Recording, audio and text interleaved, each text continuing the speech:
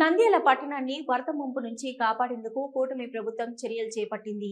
ఏటా ముంపునకు కారణమవుతున్న చామకాల్వ వెంట రక్షణ గోడ నిర్మాణానికి అధికారులు ప్రతిపాదనలు సిద్ధం చేశారు.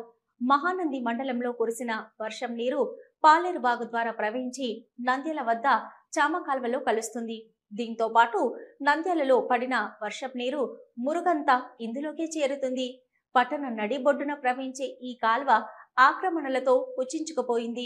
దీంతో భారీ వర్షాలు కురిసిన సందర్భాల్లో వరద నీరు పట్టణాన్ని ముంచెత్తుతుంది, ఆస్తి ప్రాణ నష్టం కలిగిస్తుంది. ఈ సమస్య పరిష్కారం కోసం కాల్వను ఆధునీకరించడంతో పాటు రక్షణ గోడ, వంతెనలు నిర్మించాలని కేసీ కెనాల అధికారులు ప్రభుత్వానికి నివేదించారు. చామకాల్వలో పూడికతీత పనులు జరుగుతున్న సమయంలో వైఎస్ జగన్మోహన్ రెడ్డి ప్రతిపక్ష నాయకుడు హోదాలో నంద్యాలలో పర్యటించారు. తమ ప్రభుత్వం అధికారంలోకి వచ్చిన తర్వాత చామకాల్వ కుందు ఆధునీకరణ పనులు చేస్తామని హామీ ఇచ్చారు.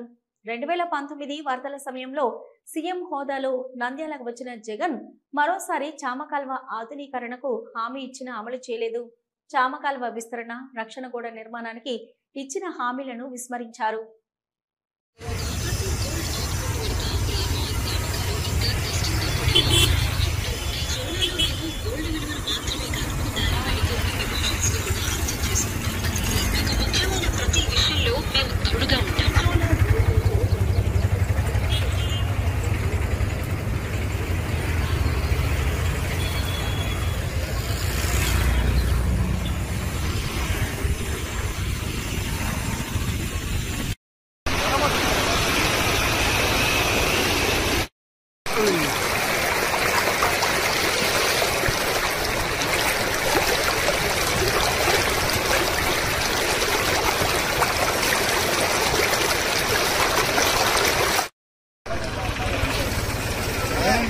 పని చేస్తున్నాము.